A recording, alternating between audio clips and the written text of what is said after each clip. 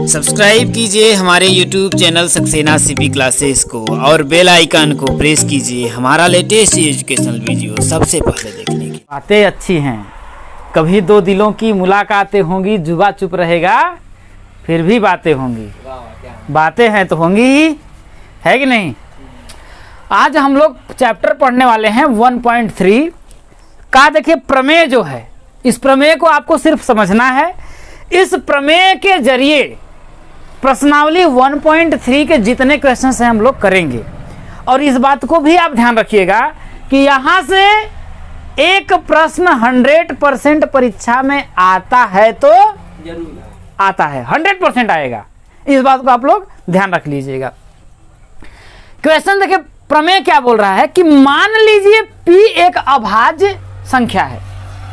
कह रहा है कि P क्या है, एक अभाज्य संख्या है। ठीक, यदि P a² को विभाजित करती है तो P a को भी विभाजित करेगी। इसके कहने का मतलब, मान लेते हैं कि P क्या है, एक अभाज्य संख्या है। तो मान लेते हैं भाई अभाज्य संख्या 1 2 हो सकती है, 3 हो सकती है, 5 हो सकती है, 7 हो सकती है, 11 हो सकती है, यही हो सकती है ना। अब ये बोल रहा है कि यदि P a² को विभाजित करती है तो मान लेते हैं कोई संख्या a है। क्या मान लेते हैं, कोई संख्या a है और a का मान मान लेते हैं कि 2 है। क्या मान लेते हैं कि a का मान क्या है, 2 है। हम मान लेते हैं कि भाई यहाँ तो दिया तो नहीं है ना, कि दिया है, दिया तो नहीं है। अब a का मान अगर 2 है तो a² का मान क्या होगा भाई, a का मान यदि 2 है तो a² का मान इसका 2 गुना होगा, 4 हो जाएगा। यही बात बोलना। अब वो बोल रहा है कि यदि ये जो P है, यदि यह जो क्या है P है, यदि इस a² को विभाजित करती है तो ये जो P है वो क्या करेगी, तो ये P मतलब जो है a को भी विभाजित करेगी। कौन, P। अब मान लेते हैं भैया कि a² का मान मान लेते हैं 4 है। ठीक है, a² का मान के क्या है आपका 4 है। 4 को यदि 2 विभाजित कर रहा है, किसको, 4 को यदि 2 विभाजित कर रहा है, भाई a² का मान कितना है आपका 4 है, तो a का मान क्या होगा 2 होगा ना। तो यदि भाई नीचे बोल रहा है कि P क्या है, एक अभाज्य संख्या है बोल रहा है ना, तो 4 को यदि ये 2 विभाजित कर रहा है तो भाई ये a² का मान है, तो a का मान क्या होगा 2, तो 2 को क्या 2 विभाजित नहीं करेगा, करेगा कि नहीं करेगा। भाई मान लेते हैं कि भाई एक अभाज्य संख्या 5 है। ठीक है, अब a² का कोई मान मान लेते हैं आपका 25 है। a² का मान क्या है आपका 25 है। मान लेते हैं a² का मान कितना आपका 25 है, तो a का मान क्या होगा भाई, a² का मान भाई 25 ले लेते हैं, तो a का मान क्या होगा आपका 5 होगा। तो क्या 5 को 5 विभाजित नहीं करेगा, करेगा कि नहीं करेगा। तो वही बोल रहा है कि यदि a² को कोई अभाज्य संख्या जो P है अगर विभाजित करती है, अगर हम यहाँ 2 ले लेते हैं, आपके कहने मतलब अभाज्य संख्या 2 ले लीजिए, तो इस 25 को ना तो 2 अगर विभाजित नहीं कर रहा है तो इसको भी 2 विभाजित नहीं करेगा, करेगा नहीं करेगा ना। यही बात ये बोल रहा है कि यदि a² को P विभाजित करता है तो a को भी P क्या करेगा भैया। a² मान लेते हैं, a का मान हमने मान लिया 5 था, तो a² का मान कितना होगा 25। तो a² को यदि 5 विभाजित कर रहा है तो 5 को भी 5 विभाजित करेगा कि नहीं करेगा, a को। भाई a² को यदि 5 विभाजित कर रहा है तो a को भी 5 विभाजित करेगा। समझ आया कि नहीं आया। तो यही बात ये कह रहा है। इस प्रमेय की सहायता से हम प्रमेय √2 एक अपरिमेय संख्या है, ये आपका सवाल ऐसे पूछेगा डायरेक्ट। ये तो प्रमेय सिर्फ दे दिया है, हमें सिद्ध करना है कि √2 एक अपरिमेय संख्या है। सिर्फ क्या करना है, सिद्ध करना है। तो इस प्रमेय की सहायता से हम सिद्ध करेंगे कि √2 क्या है, एक अपरिमेय संख्या है। तो कैसे करेंगे भैया, चलिए हम लोग इसको शुरू करते हैं। ये बात समझ में आया ना, ये बात समझ में आया कि नहीं आया। तो हम बस यही अगर आपको आ गया तो आप इसको बहुत आसानी से कर लेंगे। आप ऐसे समझ लीजिए, ठीक है। तो √2 एक अपरिमेय संख्या यहाँ पर दिया है, तो हम सबसे पहले मान लेते हैं ना, इसके विपरीत मान लेते हैं कि √2 एक अपरिमेय संख्या नहीं है। क्या है, √2 एक अपरिमेय संख्या नहीं है। तो यहाँ पर हम मानेंगे भाई, जब हम करेंगे उपपत्ति जब करेंगे तो यहाँ पर मानेंगे कि माना √2 एक क्या है, परिमेय संख्या है। क्या है, परिमेय संख्या है। माना √2 एक परिमेय संख्या है। अगर परिमेय संख्या है, अगर ये परिमेय संख्या हो गई तो इसे P बटा Q के रूप में लिखेंगे कि नहीं लिखेंगे? लिखेंगे या नहीं कहेंगे? हम कह रहे हैं कि हम हैं, हमारी शादी किसी एक लड़की से हुई तो उसको हम अपना औरत मेहरारू कहेंगे कि नहीं कहेंगे? धर्मपत्नी कहेंगे ना? नहीं कहेंगे?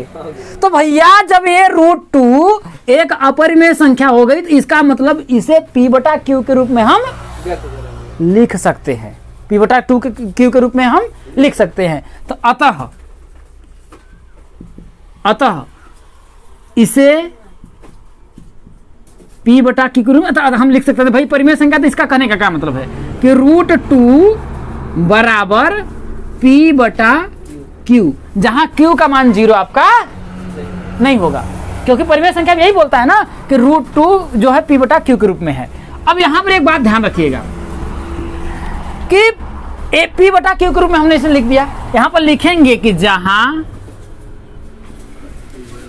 P एवं Q सह अभाज्य पूर्णांक है।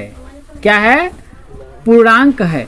अच्छा, सह अभाज्य का मतलब क्या होता है कि वह संख्या, भाई P और Q का मतलब वह संख्या जिनके दोनों के बीच में जो HCF क्या हो, सिर्फ और सिर्फ एक हो। जैसे मैंने कहा कि सह अभाज्य, देखिए अभाज्य का मतलब क्या होता है? जो संख्या एक और स्वयं के अलावा किसी दूसरी संख्या, तो ये जो कोई भी संख्या हो, जैसे मैंने लिखा देखिए 4 और मैंने 9 लिखा, तो ये संख्याएं वास्तव में क्या है? अभाज्य नहीं है। वास्तव में ये अभाज्य नहीं है, लेकिन ये आपस में अगर हम देखें ना तो ये आपस में सह अभाज्य हैं। आपस में क्या है? ये सह अभाज्य हैं। क्यों? क्योंकि इसमें 4 और 9 में सिर्फ अगर हम इसका HCF यदि निकालेंगे, क्या निकालेंगे? HCF निकालेंगे तो सिर्फ एक आएगा, इसके अलावा और कोई मान इसका कॉमन नहीं आएगा। बात समझ में आ रहा है कि नहीं आ रहा है? तो सहअभाज्य संख्या वह संख्या कहलाती हैं जो दोनों आपस में उनके बीच क्या हो, गुणनखंड जो है सिर्फ एक कॉमन है। मतलब उनका HCF दोनों का अगर हम HCF निकालें तो उनका HCF कितना है? एक आए। जैसे अगर मैं 4 का गुणनखंड करूं भैया तो आपका 2 गुणते 2 आएगा, है ना। 9 का करूंगा तो 3 गुणते 3 आएगा। अब इन दोनों के बीच में अगर हमको HCF निकालना तो भाई एक ही ना लिख सकते हैं कॉमन, और कुछ तो नहीं आ सकता। तो वही बात जहां P और Q क्या है? सहअभाज्य पूर्णांक है। यहाँ तक तो कोई दिक्कत नहीं है, यहाँ तक कोई दिक्कत है ना। अब ये चीज को आप लोग ध्यान रखिएगा। अब इतनी बात आपका हो गया तो हम क्या करते हैं, देखिए अब इन दोनों पक्षों का क्या करेंगे? वर्ग करने पर क्या करेंगे? दोनों पक्षों का वर्ग करने पर, जब दोनों पक्षों का वर्ग करेंगे तो इधर आपका हो जाएगा, देखिए √2 का क्या हो जाएगा? होल स्क्वायर बराबर, इधर करेंगे तो P बटा के Q का क्या हो जाएगा? होल स्क्वायर हो जाएगा। यही ना होगा? तो जब हम यहां से अगर आप करेंगे, आगे बढ़ेंगे, देखिए तो √2 का होल स्क्वायर करेंगे तो कितना आपका आएगा? √2 का होल स्क्वायर करेंगे तो करड़ी और स्क्वायर दोनों क्या हो जाता है? खत्म हो जाएगा। सिर्फ आएगा कितना आपका? 2 आएगा। तब यहां करेंगे तो आपका आएगा कितना? देखिए 2। इधर करेंगे तो आपका कितना हो गया? देखिए P स्क्वायर अब बटा के कितना हो जाएगा? Q square. क्या हो जाएगा आपका? है ना? कोई दिक्कत है? अब क्या करिए, इसका तिरे गुणा कर लीजिए भाई, इसका इधर में गुणा कर दीजिए तो कितना होगा? देखिए 2Q स्क्वायर बराबर P स्क्वायर। यहां तक तो कोई दिक्कत नहीं है। कोई दिक्कत है भैया? हमने क्या किया, इसका तिरे गुणा इधर कर दिया तो 2Q स्क्वायर, यहाँ बटा के अगर एक करेंगे तो P स्क्वायर का एक में गुणा करेंगे तो ये ना स्क्वायर आएगा। यहाँ तक तो कोई दिक्कत नहीं है। अब आगे करते हैं, देखिए कि Q स्क्वायर बराबर क्या होगा? P स्क्वायर बटा के 2। P स्क्वायर बटा के 2। यहाँ तक तो कोई दिक्कत नहीं है। कोई दिक्कत है? अब यहाँ एक चीज आप ध्यान देने का प्रयास करिएगा। यहाँ पर आप एक चीज देने का प्रयास करिएगा कि P स्क्वायर को 2 क्या कर रहा है? यहाँ पर विभाजित कर रहा है। P स्क्वायर को यहाँ पर 2 क्या कर रहा है? विभाजित कर रहा है। तो यहाँ पर हम ये लिखेंगे, देखिए यहाँ पर देखिए हम इस तरीके से लिखेंगे, देखिए चूंकि किसी से प्रमेय 1.3 से यही ना हमने प्रूफ किया है कि यहाँ पर क्या लिखेंगे? चूंकि प्रमेय किसे 1.3 से क्या कि पी स्क्वायर किसे 2 से विभाज्य है, पी स्क्वायर 2 से विभाज्य है। अतः अगर पी स्क्वायर 2 से विभाज्य होगा तो पी भी क्या होगा, 2 से विभाज्य होगा ना। यहां तो यही तो बोला, यदि पी ए स्क्वायर को विभाजित करता है तो पी ए को भी विभाजित करेगा, है ना। तो यही बात बोल रहा है कि प्रमेय 1.3 से, इसको सीधा सीधा मैं लिखता हूं, प्रमेय 1.3 से पी स्क्वायर 2 से विभाज्य है। अतः P 2 से क्या होगा, विभाज्य होगा। यहां तक बात समझ में आई या नहीं आई?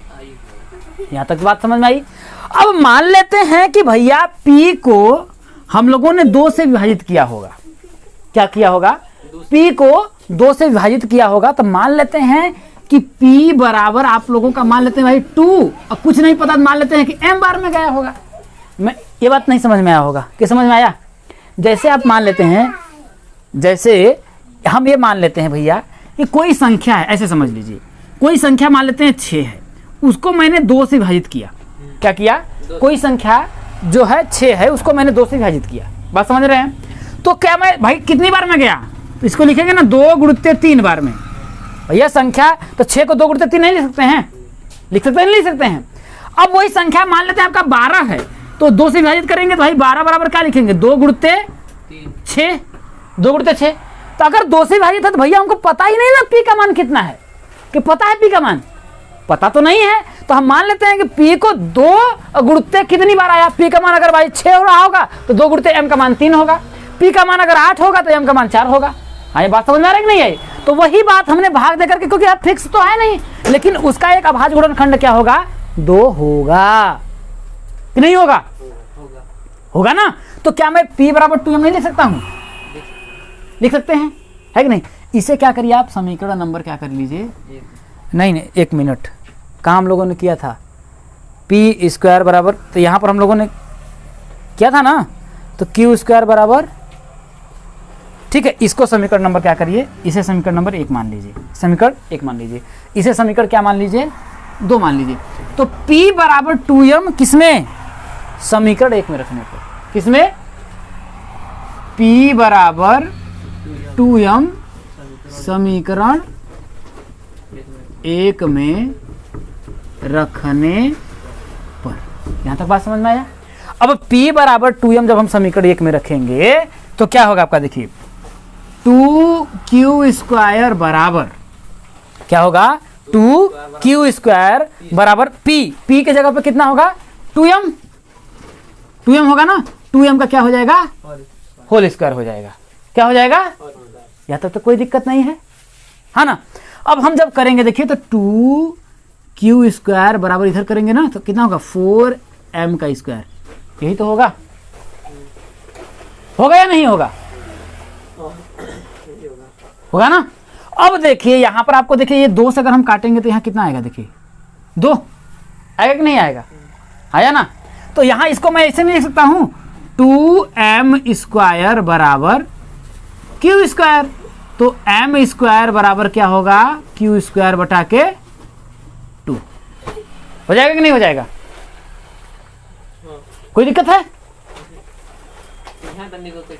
कहां पर, ये वाला? अरे तो इसको अगर मान लीजिए इधर अगर भेजेंगे, जैसे आप देखिए 2q स्क्वायर बराबर 4m स्क्वायर है। अब इसको जब हम क्या करेंगे, इधर भेजेंगे तो देखिए q स्क्वायर बराबर हम इसे नहीं लिखेंगे, 4m स्क्वायर बटा क्या हो जाएगा आपका, हो जाएगा। तो इधर से इससे अगर हम काटेंगे तो 2 ही नहीं आएगा, 2m स्क्वायर। यहाँ तक तो कोई दिक्कत नहीं है। तो वही 2m स्क्वायर बराबर हमने क्या लिखा है, q स्क्वायर लिख दिया है। यहाँ तक तो कोई दिक्कत नहीं है, दिक्कत है? अब हम देखिए, अब यहां पर भी देखिए q स्क्वायर 2 से विभाज्य है।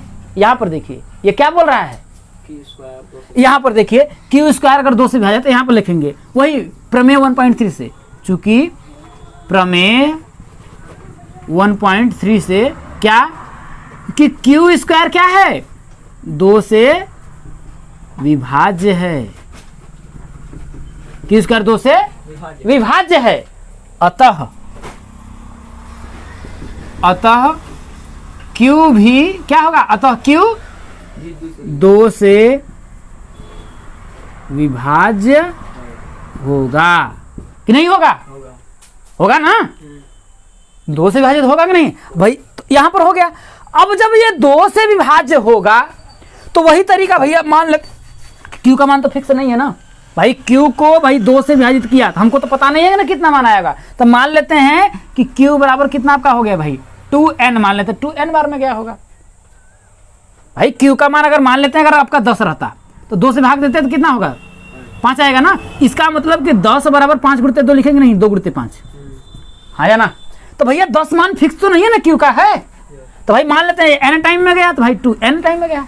यहां तक तो कोई दिक्कत नहीं है, समझ में आ रही है अच्छी तरीके से, है कि नहीं है? ये सब प्यार मोहब्बत की चीजें हैं, समझ में आया? समझ लीजिए एक शख्स से एक बार हमें इश्क हुआ था, समझ में आया ना। तो यहां पर क्यू बराबर क्या होगा, 2n हो जाएगा। ये समीकरण 2 था, इसे समीकरण नंबर 3 मान लेते हैं, समीकरण नंबर 3 मान लेते हैं। लेकिन यहां देखिए हमने माना था P एवं Q क्या है, सहभाज्य पूर्णांक है। सहभाज्य पूर्णांक का मतलब यह है कि इन दोनों में क्या होगा, केवल और केवल क्या होगा, मतलब आपस में कॉमन क्या होगा, सिर्फ एक होगा। लेकिन अगर यहां देखिए P और Q को देखिए तो भैया P का मान यहां पर 2m है और Q का मान क्या है, 2n है। और यहां पर देखिए एक के अलावा इसमें 2 कॉमन हो गया ना। तो इसका क्या बोल रहा है, ये पूरा पर सरासर क्या कर रहा है, विरोध कर रहा है कि नहीं कर रहा है? तो ऐसा क्यों माना गया है, क्योंकि हमने कल्पना कर लिया था कि √2 क्या है, एक परिमेय संख्या है। लेकिन वास्तव में अब परिमेय संख्या नहीं है, वास्तव में परिमेय संख्या नहीं है ना भैया, ये अपरिमेय संख्या है। √2 क्या है आपका, एक अपरिमेय संख्या भाई, √2 एक अपरिमेय संख्या है। हम लोगों ने यहां मान लिया था, गलत कल्पना की थी कि √2 क्या है, एक अपरिमेय संख्या है, इसलिए हमने परिमेय संख्या माना। इसलिए ऐसा आया है कि दोनों में क्या आ गया है, कॉमन जो है 2 आया है, ठीक है। तो यहां पर हम लिखेंगे समीकरण 1, कुछ नहीं बस आपको लिखना है, समीकरण 1 एवं 2 से पता चलता है, क्या चलता है, समीकरण 1 एवं 2 से, समीकरण 1 एवं समीकरण 2 से पता चलता है कि P और जो Q है ये सहअभाज्य पूर्णांक नहीं है। अरे सहअभाज्य पूर्णांक अगर रहता भाई, यहां पर 2 और 2 कॉमन हो गया ना, दोनों में आ गया समीकरण 1 2 से ना, तो अगर सहअभाज्य पूर्णांक रहता तो सिर्फ एक कॉमन आता, लेकिन यहां पर एक कॉमन आया है नहीं ना भैया। यहां पर 2 देखिए, इसमें भी 2 आया, इसमें भी 2 आया ना। तो यहां पर लिखेंगे समीकरण 1 एवं 2 से पता चलता है कि P एवं Q सह अभाज्य पूर्णांक नहीं है। क्यों नहीं है, क्यों भाई? समीकरण 1 और 2 से ये तो प्रूफ हो गया ना कि समीकरण 1 और 2 से पता चलता है कि ये सहअभाज्य पूर्णांक नहीं है। क्यों ऐसा क्यों आया है, नहीं है? क्योंकि हमने क्या किया था, गलत कल्पना कर लिया था कि √2 क्या है, एक हाँ, यह इसलिए प्राप्त हुआ है, यह इसलिए नहीं, यह नहीं है, यह हमारी गलत कल्पना के कारण, गलत कल्पना के कारण, हमने गलत कल्पना की थी ना कि √2 परिमेय संख्या है, यह हमारी गलत कल्पना के कारण प्राप्त हुआ है, प्राप्त हुआ है। बस लिखेंगे अतः √2 एक क्या है, अपरिमेय संख्या। बस इतना ही आप लोगों को लिखना है भाई। पहले इसमें कुछ नहीं है, पहले मान लीजिए कि भाई हम कह रहे हैं कि भाई किसी से हमारी शादी हुई, ठीक है, हम कह रहे हैं तुम हमारी औरत नहीं हो, तुम्हारी धर्मपत्नी नहीं हो, तो कहेंगे अच्छा उस दिन जो 7 फेरे लिए तो कहें क्या साक्ष्य है, तो वो अदालत जाएगी कि नहीं जाएगी? अदालत में भाई आप कहेंगे कि आप मेरी धर्मपत्नी नहीं है, तो वो कहाँ जाएगी? अदालत में जाएगी। तो आएगा कहीं से निमंत्रण कोई रखा रहेगा कि ये क्या है ना, तब कहेंगे ना कि हाँ तुम्हारी धर्मपत्नी हो। समझ में आया कि नहीं आया? तो देखिए ये पसीना बह रहा है ना, देखिए ये किस लिए हुआ है? जो खून से नहा, जो क्या कहता है, जो पानी से नहाते हैं वो लिबास बदलते हैं, और जो पसीने से नहाते हैं वो इतिहास बदलते हैं। समझ में आया? ये समझ में आया कि नहीं आया? आया।